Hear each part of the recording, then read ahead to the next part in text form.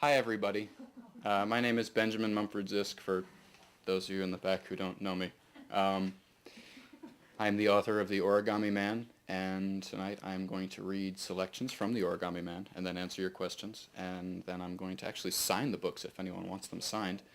So before I begin reading, I've pulled together selections from the first, about two-thirds of the story, and it's going to form something kind of like a movie preview, actually.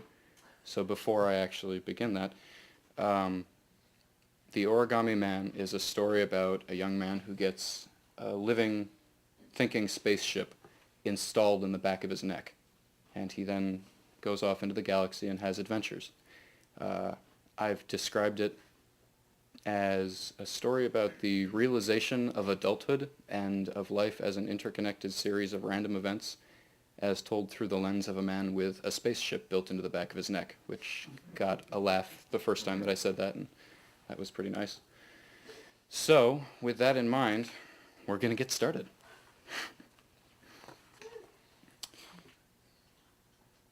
I woke up and I had a shell, although I didn't notice it at first. And we're going to jump from scene to scene to scene. There was a mirror in the closet, and when I bent down to grab a pair of pants, I got my first look at the big black thing clinging to my back. I froze. For an instant, I thought I had been attacked by a giant tick. The idea was insane, but ticks freak me out. When I was 12, I made close friends with a deer tick on one of Dad's periodic camping trips, and a lifelong fear was born. But I didn't scream there in the closet. I've always been proud of that. The morning continues. Acclimation complete. I looked up from my computer, listening hard. Someone had spoken without making a sound or even taking time to actually speak. Someone had made it so that they had already spoken. Body mapping complete. Great, I thought. Now it's talking to me. I bent toward the screen and tried to keep typing. Please stand. What? Oh, hell, I was talking back. Please stand. No. Arguing now. Maybe I was just quietly losing my mind. No, the shell was really there on my back and in my mind. Stand up. I set my jaw and put my hands at a ready position on either side of the keyboard. Stand up. I'm busy, damn it! Leave me alone! Stand up. Slowly, I stood up. I'd never been shouted at from inside my own head before. I didn't like it. There was a living thing inside my mind. This could go very bad if I wasn't careful. Move to an open location, attempting cohesion. Something grabbed me from behind. I've screamed a lot in my life, and I've heard a lot of screaming, and I've found that there is a width and breadth of exclamatory noise that is almost beautiful in the abstract. Screams are like emotional fingerprints, and we all scream with so little provocation, but that first time I didn't make a sound. I just stood there, watching what might have been the end of my life. As I recognized the word cohesion, the thing on my back rose up and split into billions of impossibly thin pieces that crashed over me like a wave. I had the briefest impression of machinery as it fell, and then I was lost inside, trapped like a bug in a carnivorous flower. I waited for the awful sting of digestive juices. After a while, I opened my eyes. In spite of the violence of what had happened, I wasn't being eaten. Optimism popped its bastard head up somewhere deep in my gut like a treacherous friend.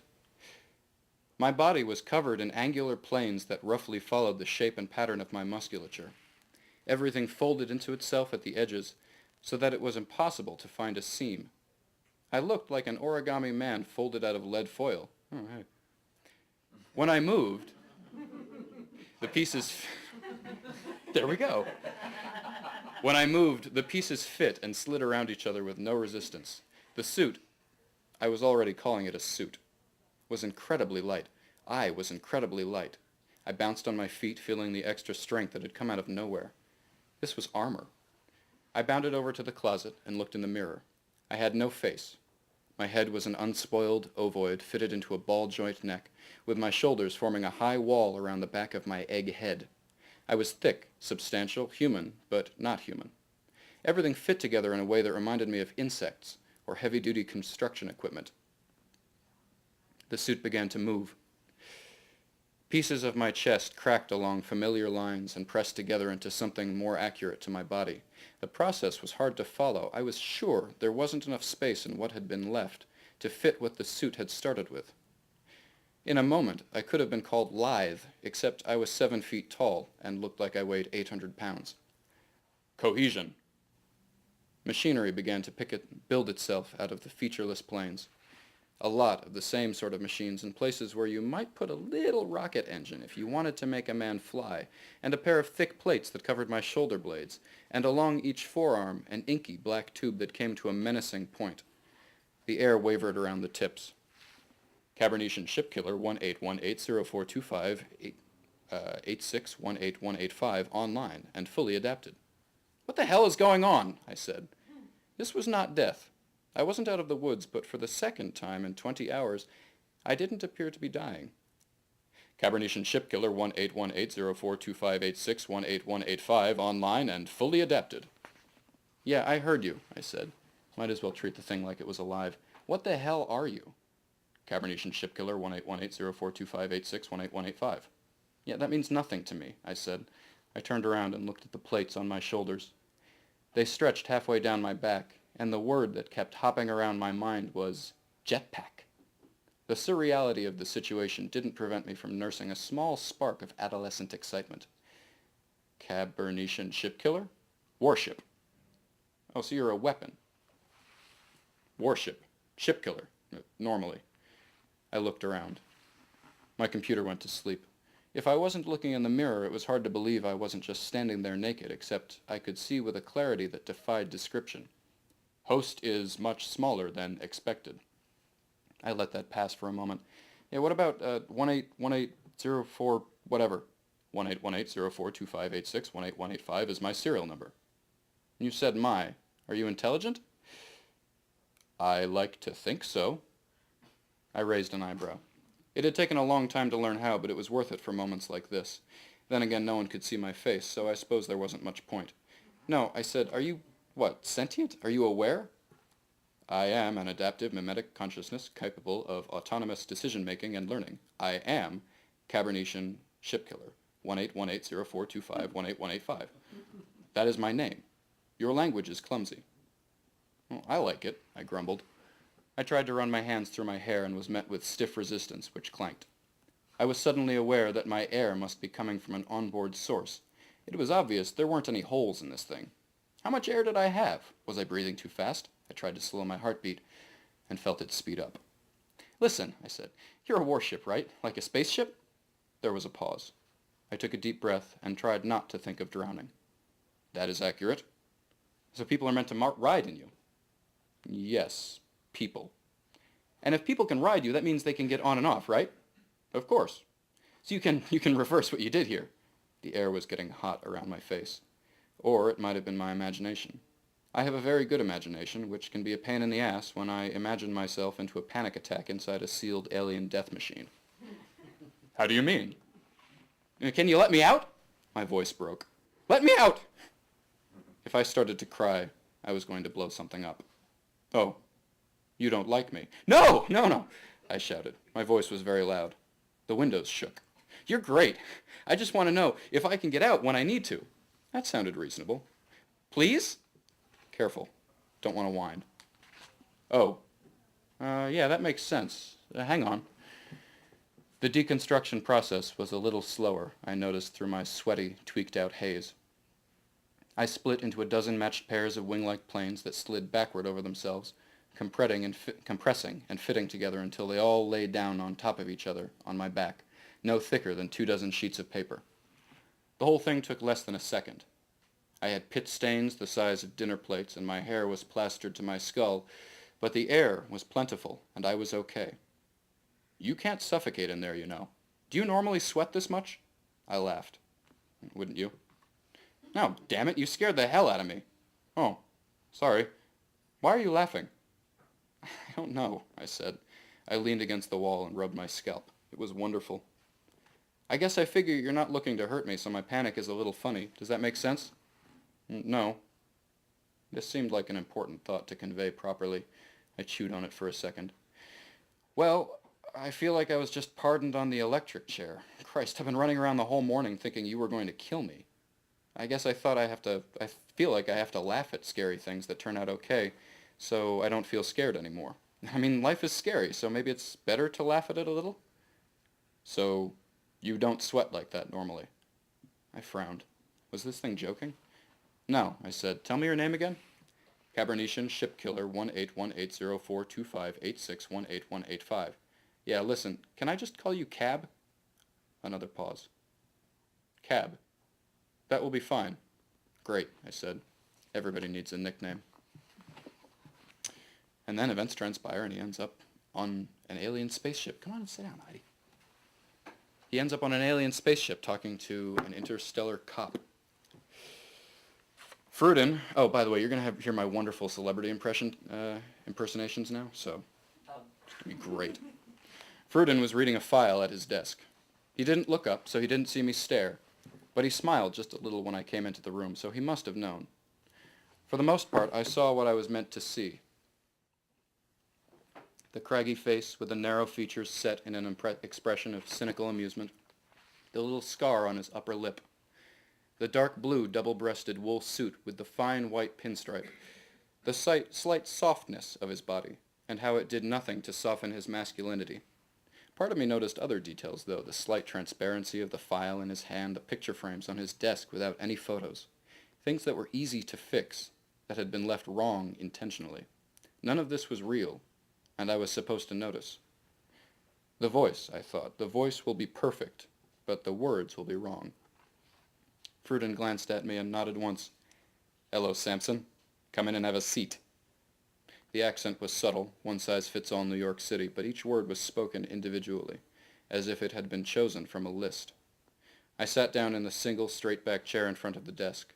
It looked like oak, but felt like rubber through the hull on my back.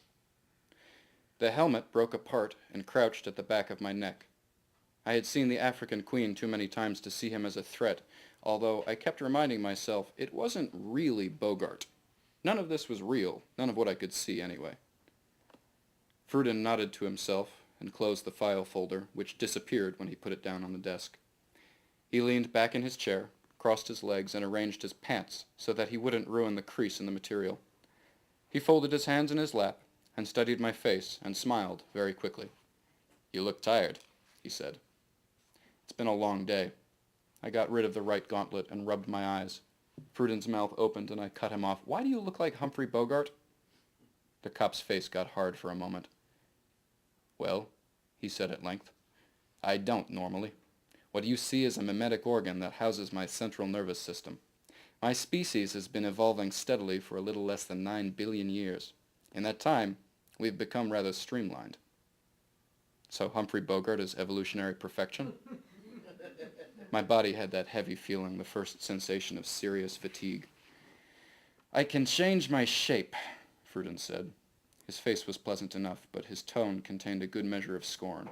I decided not to care. You mentioned Casablanca, so... He waved his hand. You've seen Casablanca? I've seen Casablanca, he said simply. Life is extremely varied in form and thought. Technologies conceptually similar to my mimetic organ permeate every level of society in order to to allow cross-species interaction. If you travel the galaxy, most of what you experience will be on some level artificial. My advice is, try to accept what you see as real, without thinking about it too much. Otherwise, you and I will drown in your asinine questions. Would you like coffee? The friendly question had an edge to it. Can I drink it? I paused a beat. I'm sorry, was that an asinine question? And then, as things are wont to do, 6 spacecraft shot around the edge of my Cashew steroid in matched pairs and bore down on Ceres. The first duo were saucers that flew standing on their edges, followed by 2 slightly bent rockets that reminded me of dustbusters with fins, or a child's drawing of a Concorde jet. A couple of small mirrored spheres brought up the rear. Space distorted between them. Give my regards to Davy, remember me to Teefy Crane. Tell all the pikers on the hill that I'll be back again. Cab's voice in my head was the barrel-chested baritone of a drunk college student. I could almost hear the beard and beer. Tell them how I was busted, lapping up the high ball. We'll all have drinks at Theodore Zink's when I get back next fall. What the hell is wrong with you? I muttered. Aren't you a Cornell boy? You want me to do Harvard? I don't think they sing that one anymore, I said, watching the bounty hunters. The pair split apart and orbited Ceres once, looking for Rel. Where had he gone, anyway? Cab chittered in the back of my head about God knows what. You're enjoying this, aren't you? Aren't you? No. I kicked off the asteroid and soared towards the enemy ships. Just a little bit? The bounty hunters regrouped on Ceres' facing side. My crosshairs played over their surfaces, and I could feel that minimal point in my consciousness that, if I pressed it, would fire the guns. There had to be another way. If I was going to be a hero, shouldn't I go the whole hog? I cleared my throat, took a deep breath, and opened a channel. This is Captain Gregory Sampson of the good ship Cab Calloway, I said. My voice was low, gravelly, appropriate. I smiled grimly and pushed my luck. You are trespassing in solar space. Power down your weapons and leave the system immediately or you will be fired upon. Good, good. Love the name. Next time be a little less formal. You want to come off as a bit of a loose cannon, a little dangerous, but that was good. As Cab begins to come into his own.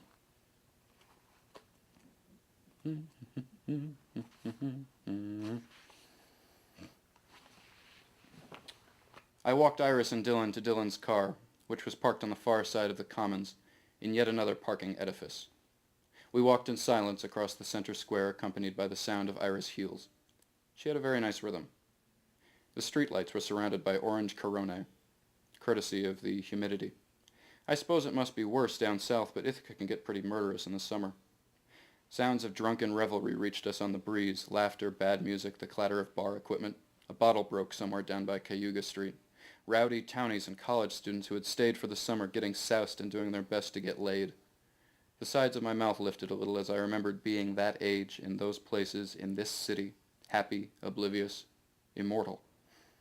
Now I really was immortal, and I found I preferred living the fantasy to contemplating the reality. I snorted. What? Iris snapped. She still wanted to fight. I kept my mouth shut, and we kept walking. Silence was a skill I was trying to cultivate. There is an open-air auto-teller kiosk at the base of the Merchants and Traders building, an intimidating urban cave overhung by a 6-story building. It's a space that looks tailor-made for ambushes and criminal activity, and the presence of an ATM only makes things worse. 2 men walked out of the shadows and stopped about 10 feet ahead of us. Both of them had guns. The larger man was wearing a dingy Clippers jersey and a Yankees baseball cap. His pants were too long and his shoes were shapeless with wear. He had a small revolver which he pointed at the ground between my feet. The little guy was wearing blue jeans and a yellowed undershirt and a John Deere hat. He had a long-barreled semi-automatic that looked like a .45. He held the gun straight out in front of him in his left hand and bent his head forward to see down the sight so that he was hunched over his arm. The gun was pointed at my face. I didn't know the big guy, but the little guy was Billy Maxwell. I recognized him from all the times he'd hit me up for change.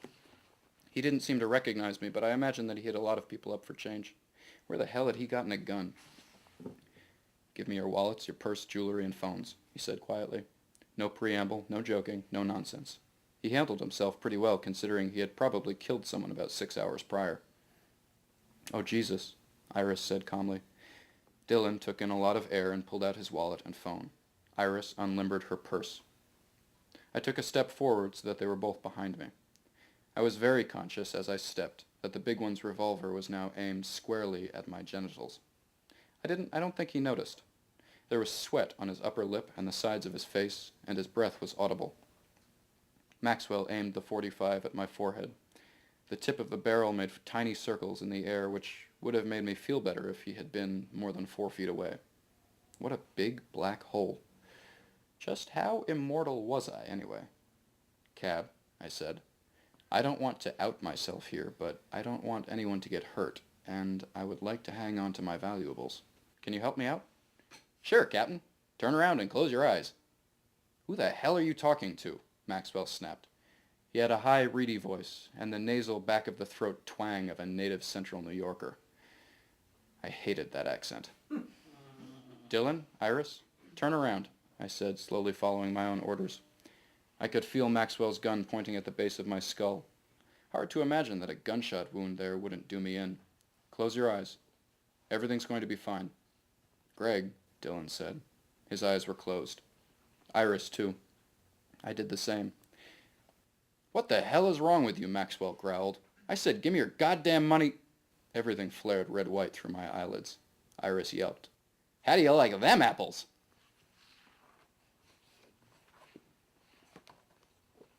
And then we jump ahead in time. We're going to open it up for questions after this next chunk. I rolled over 8 hours later, just south of Waking, and got a wad of fur in my nose for my trouble. My frantic swatting brightened the lichen around me to midday intensity, and sleep was banished to the non-existent shadows. I lay with my hand over my eyes until my thoughts oriented themselves. Left Earth. Met Rel. Killed at least 4 people. Hired on to do it again. This was my life now. I sighed, sat up, and put my feet on the floor. Now that I wasn't exhausted, I was conscious of 100 little points where the fur tickled my skin. Maybe Rel had something I could use as a sheet. The room was quiet but for a sourceless rushing. I rubbed my now hairless chest and yawned once. I was sticky and still covered in dead hair. My clothes lay in a heap on the floor. One pant leg was turned inside out. I picked them up and walked into the brilliant fake sunlight of Rel's living room. Out in the open, I recognized the rushing as the white noise and constant splashing of a waterfall. I dropped everything, pulled on my underwear, and moved around a cluster of creepers to take a look around.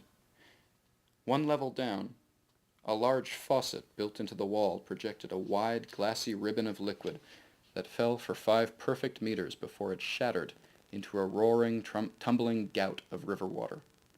I hadn't noticed the faucet the night before because it appeared to slide in and out of the wall like a drawer. I grabbed a handful of creeper and hung out over the edge.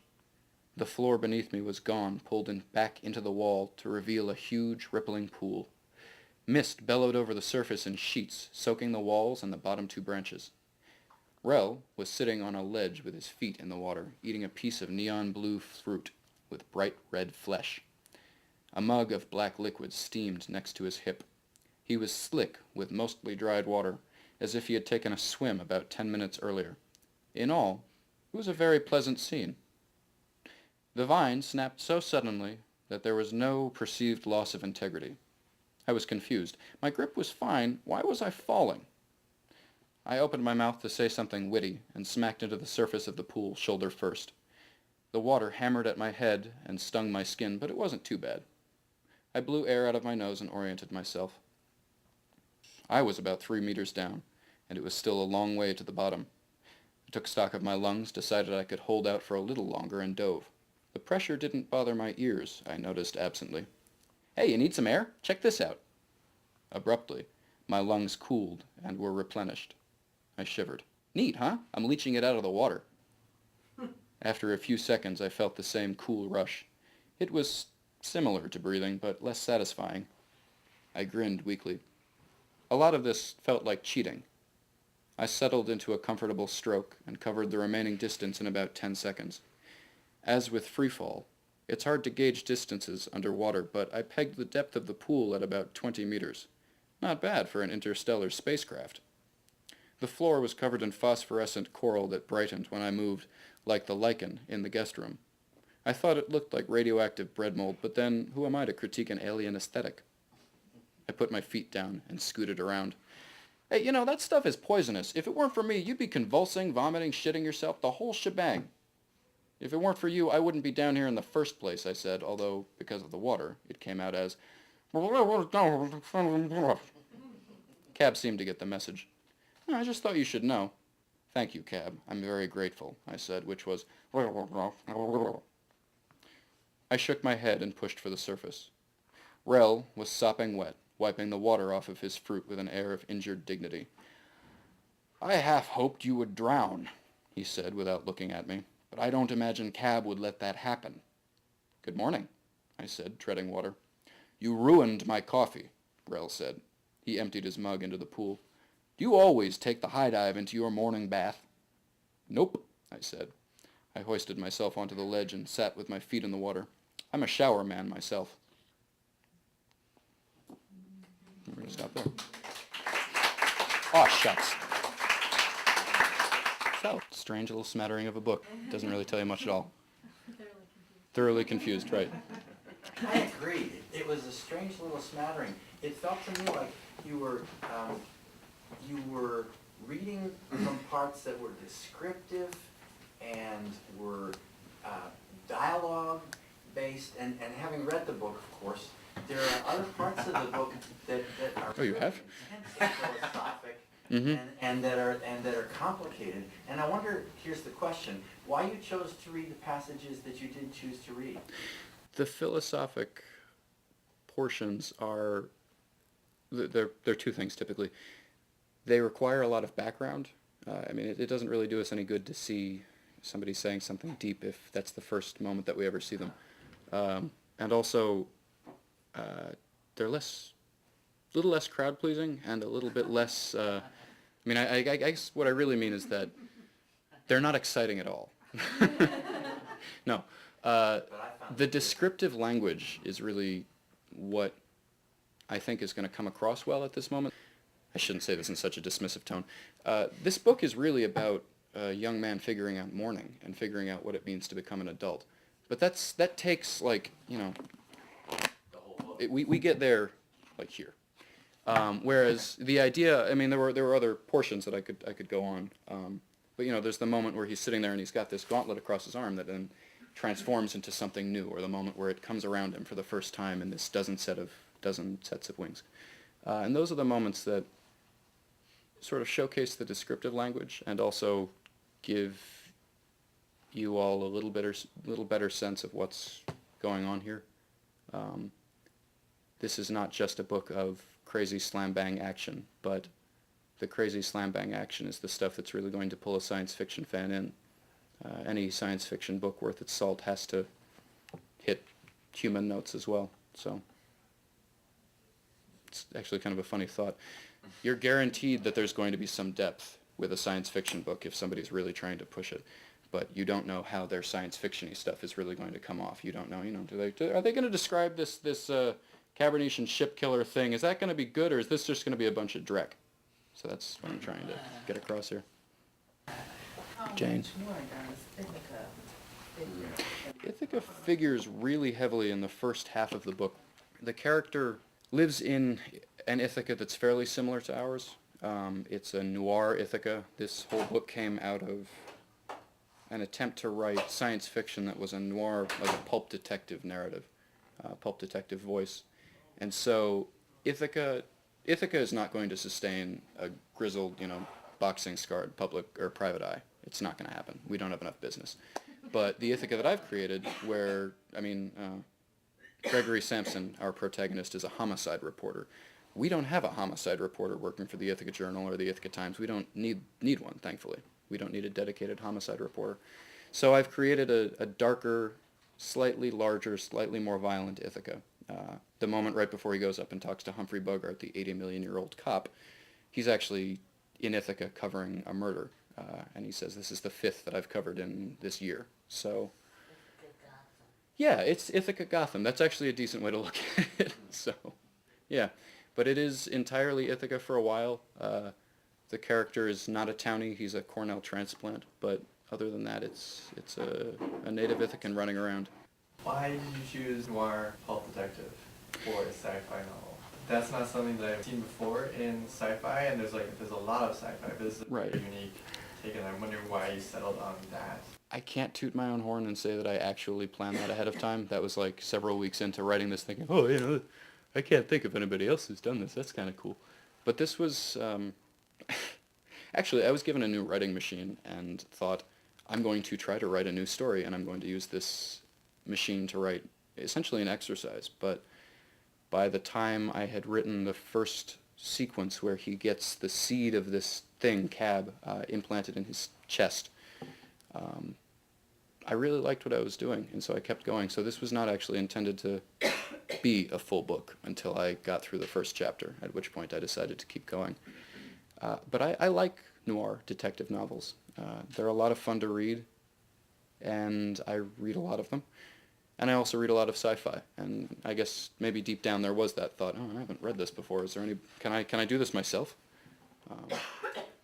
When I'm trying to sound cool, I say I'm trying to write the books that I want to read myself, so I guess that's sort of what I've done here.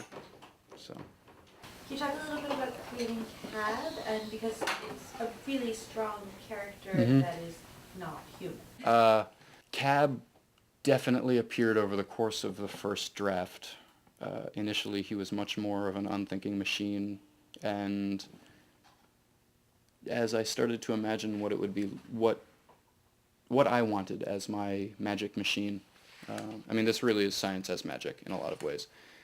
So as I started to think about that, I thought, what are the issues with humanity that can be solved with this machine so that, he becomes immortal? And that's sort of the, if you can heal from any injury, well, isn't age an injury? And then beyond that, when I started to imagine where is Cab supposed to be? He's supposed to be in these giant whales that live off in space. And what are they? And then what are they as compared to humans? And just, it became obvious that he was going to be a thinking machine, and he was going to learn. And then the question becomes, where did his mind come from? And so over time, this idea that he was actually Samson's mind copied into a machine mind and then just allowed to develop on its own started to make it into the story. And in the end, I mean, I joke that he's Mecha Hobbes, but he really is, he's an id in a lot of ways. He's an unfettered, all-powerful entity that in a lot of ways is into consumption. There are many points where he's eating pancakes and go, oh my God, this is great! So, he's the character.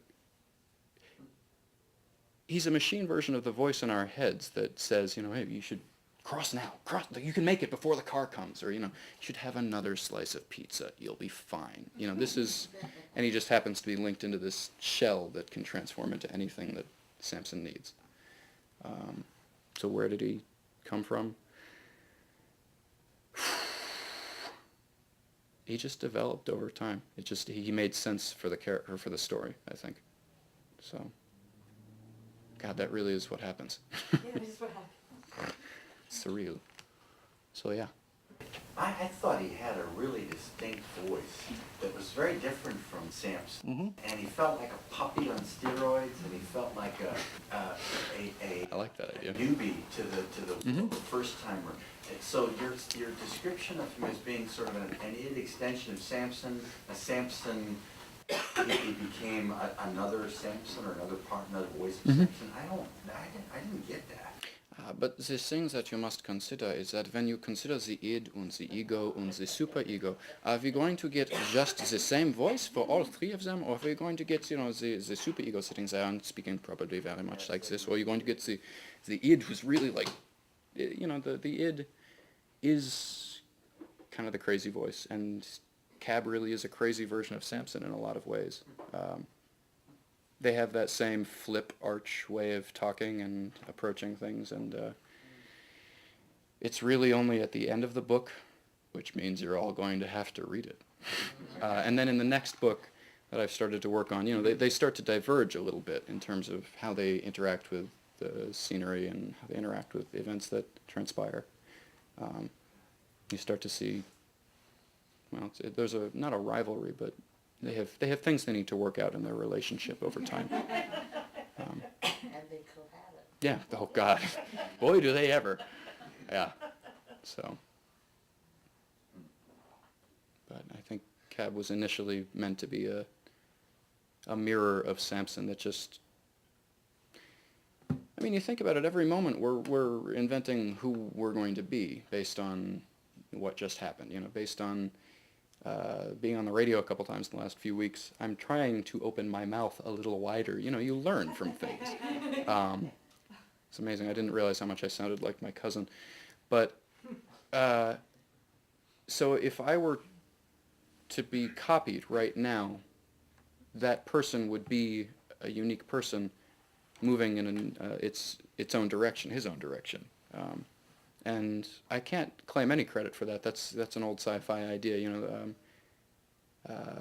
Max Headroom was like that. You know, they copy over the guy's mind, and all of a sudden he's like completely different and shifting off. And they get a little bit into the idea in this book, and then in the next one about Cab as a computer mind. So he's moving incredibly quickly in terms of his thought processes. And so he's, in the second book is a few years later, and Cab makes the point that he's thousands of years ahead of Samson in terms of just the amount of thinking time he's had. And so, you know, they develop along different tracks from the same starting point, which is, you know, 3:30 in the afternoon and sunny June day in Dryden when Samson dies. So the philosophical parts, which I haven't read the book yet, you're going to sign my copy tonight. Are they Samson's reflections on what is happening to him and has been happening to him and may happen to him? Or is there an omniscient? Or, you know, so what's the... We hit three notes, or there are three philosophical seeds, I guess. One of them is that right in the very beginning, I think actually the next chapter after that first chunk that I read, where Cab comes around and says, I have this terribly long name. He explains what's happening to Samson and says, I'm going to fix you, or I heal myself, so I can't break, and I'm going to heal you, and I can fix the rolling physical damage of aging, so really you're never going to die. And you think about that, and that's a heady realization, shall we say. I think that would actually be torturous. And, you know, you see in vampire stories so much, and, you know, anything where there's any taste of immortality, people going, I'm going to be one with the night from now until eternity. But, you know, if any of us all of a sudden found out we're immortal, we're going to look around, at the very least, we're going to say, oh, all these people are going to die, and this place is going to be dust, and... So that's really what happens to him. So that's the entire story. He's wrestling with the understanding that he's never going to die. And it becomes very clear very early on that he really isn't going to... He's not invulnerable. He can be hurt, but he can't be killed either. And so that throws him for a bit of a loop. And then he's opened up to a galaxy that is utterly saturated with intelligent life. The first point where he gets off the planet and Cab shows him a map of what's out there, he realizes that every single star that he can see has a full planet with a full race of people around it, and think, you know, this is the same old, you young folks too, you're going to think this one, how much of this world can I really see in my lifetime? Okay, well, he's immortal, but how much of this galaxy can he really see in, you know, the next 10 billion years or so before entropy just takes away everything? What can he really do? And so, even though he's immortal, he sees very early on that there's a distinct limit to what he can do. And then, so I guess there's really four beats. There's the first two with the immortality, and then there's the fact that he's a homicide reporter, and he sees death, and he's a tough guy. He's a noir protagonist, but he's never killed anybody, and he's not a violent person, and he's got a warship built into the back of his neck. He is forced to be violent, and by leaving Earth, he puts himself in these situations that require violent action, and he ends up. He has to figure out whether he can still be a good person, and, you know, this is the same thing that I imagine. Well, we train soldiers not to feel this way, but the idea of anybody who takes a life, they're going to be sitting there thinking, you know, am I damned? Am I not a good person anymore? Am I going to get worse? So he wrestles with that. And then there's the hidden thing that's revealed at the end, that's his trauma from an early age that he must contend with as he struggles to survive his adventures, blah, blah, blah. And I won't say a thing about that, so, yeah. Don't forget the whales.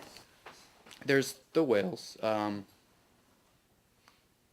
The process that has birthed this cohesive entity that is Cab and Samson, it's violent. There's a violent element to what he discovers about the ship killers themselves. Not, you know, this is not like the twist, the M. Night Shyamalan moment where, and now the whales are actually intelligent. It's just that when he gets up to see how things really are, It's not Star Trek. It's not Star Wars. It's not this beatific, benevolent society. It's just folks up there who just happen to have 6 arms and green fur, and some of them live longer, and some of them live for very short periods of time, and it's just people. One of my favorite moments in the book is actually just where he says something like, they're on a space station. Rel bought me an ice cream cone from a man who looked like Godzilla wearing an orange apron and an orange hat. You know, it's just this idea that it's this surreal environment that is very mundane. Eating Singapore my fun in a greasy spoon in a diner billions and billions of years away, or light years away. So, yeah. A lot of philosophical meat to chew on. I appreciated that. I have to say, if you do another reading, your point's well taken about how you want to engage people with the action, and it's sci-fi. But I have to say that, you know, touching upon the fact that this character who seems glib and to be rolling with the punches rather well also has some very significant things to absorb and to ponder. And I like, in particular, when you're talking about when he's first informed that he's immortal. Well, I could read a little bit more. I have that one last chunk, actually, that is a little bit of his philosophical ramblings. There's no spoiling. All right, I'm getting nods. No spoilers. All right, so we won't do that crazy dream then. This is Rel and Samson in Rel's kitchen aboard his crazy spaceship. "Show us Vabel," he said. His voice was loud and bossy. The map oriented itself, and we dove once more into the press of stars. Vabel was coated green out of semiotic necessity. The planet, when we reached it, was one colossal continent covered in totalis with the densest jungle I have ever seen. It was the logical extreme of the arboreal planet cliché, an overgrown abundance of choking hyper-competitive plant life. At a glance, the planet seemed devoid of artifice. Only on closer examination did one realize that the vast jungle hid a single unbroken metropolis just under the canopy, a nation-state that stretched from coast to coast and intermingled seamlessly with the surrounding wilderness. From high orbit, I could distinguish individual trees, godlike banyans 500 miles tall and 2,000 miles wide, with whole cities built between the branches. "Vabel," Rel said. "We call ourselves Toshane, by the way. Tosh is to human as Vabling is to earthling, and Toshane is the plural." I stood up on the table and found I could take the planet in my hands and turn it like a beach ball. Tosh architecture had a distinctly organic feel, with none of the rigid lines and sharp corners I'd grown up around. The signs of civilization were easy to miss because at first the buildings looked like giant termite mounds, fungal growths, ancient vines. Whether the mimicry was aesthetic, a chosen form, or practical in that the natural forms were better adapted to the environment, I couldn't tell. "This place is incredible," I said. I let the planet go and stepped back. "Can we go there sometime?" Rel laughed once, like an emotional speed bump. "Nope," he said. His voice was flat, and his eyes were hard. I watched him watch the image of his home, stone-faced. "You can't go back," I said after a minute. He shook his head. "Why? What did you do?" "I left," he said. I waited. "You don't know anything about my world, do you?" he asked. "You don't know anything about me. Why are you helping me?"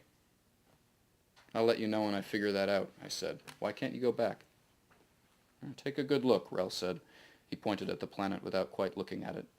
"The forest has been like that since long before Toshane evolved. We came up in the lower forest below the canopies. It's wild down there, but so were we. It's the forest complete. Everything we needed there for the taking." He grinned. "It's fun down there," he said. "Still wild for the most part. The forest pushes back, no matter what we do.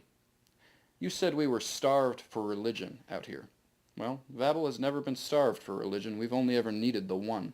The forest provides. Everything we need is provided us by the forest, and the only price we pay is our energy given back to the land in death and in life and death." "You worship an environmental life cycle?" I said. "It makes more sense than most religion." Rel grimaced and scratched the back of his head. "We've been a theocracy since our prehistory. It's a good system for the most part. Our civilization is thriving. You just can't leave the planet, or you're excommunicated for taking energy out of the system, out of the forest. And since we're a singular theocracy, excommunication is banishment. You had to leave Vabel, I said, and now you can never go back. Rel chuckled and moved the planet closer. I didn't have to leave, Samson. I wanted to leave. I stared at him. You wanted to leave, knowing you couldn't go back? Why? Because look at you, Rel said, waving his hand at me. Look at that ship. You have no idea what the galaxy is like yet. It's exquisite, incredible, impossible to imagine or contain. He grinned sharply. His eyes were wet. It's worth excommunication. That doesn't mean it's not painful. It just means it's always been a worthy sacrifice. He settled back in his chair and pulled a beer out of the fridge. This time he didn't offer me one. You're lucky you can go home, Samson. Never forget that. He drank and used his other hand to rotate the image of his planet. I stood up and put my dish in the sink. I'm going to go back to the hold, I said. Rel nodded. I left him alone in the darkened kitchen, basking in the light of his lost home. My head felt quiet. In the corridor, I stopped and leaned against the wall. I'd left Earth without a thought. I'd let Iris go without a fight. At those moments, and at this moment, I'd had no sense of finality, no sense that I might never go home, that I might never see her again. I'd known that I would make it home, that I would see Iris, get a chance to make things right, but maybe I had been kidding myself. Maybe all I felt was an idiot faith in my own abilities, a resurgence of the young man's naive belief in his own immortality. Then again, I thought as I shrugged into cab and moved down the hall, I am immortal, supposedly. Maybe the newly never-ending can be forgiven a few rash decisions. Rel was right, though. I was lucky I could go home. I'm going to leave you with this one, since you asked, with this philosophical stuff.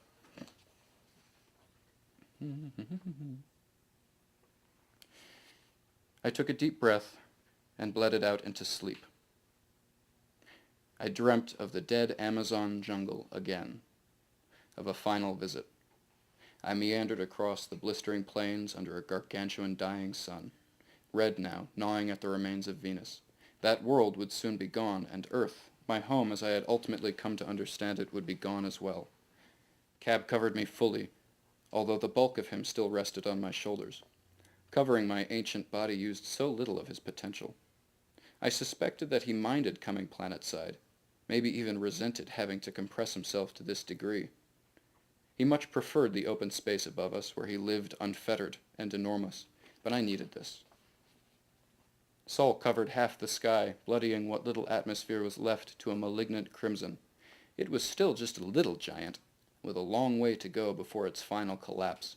Another billion years, maybe 2. But it was big enough. Earth was breaking orbit, deeply attracted to the closer star, and yet, as the star lost mass, nearly able to escape into the cosmos after close to 8 billion years. In all likelihood, the planet would simply tear itself apart. This was goodbye. I squinted. My memory was perfect, but my imagination was starting to go. I could just see Earth as I had known it, green and blue, humid, lush. I could just picture humanity as I had been instead of as what it had become. I missed ancestral humans. I missed feeling like I belonged somewhere. The ground rumbled under my feet just a little bit. Seismic activity was picking up. Someone chirped at me from a research station beyond the Jovian orbit. Time to go. I looked around once more and kicked myself past escape velocity. Cab grew beyond the bounds of reason, and I left my home for the last time. See, because, it's about growing up and, becoming an adult, you see? Yeah. And how that's scary and stuff. Yeah. It's, really deep. I'm still finding it scary. So that's the Origami Man.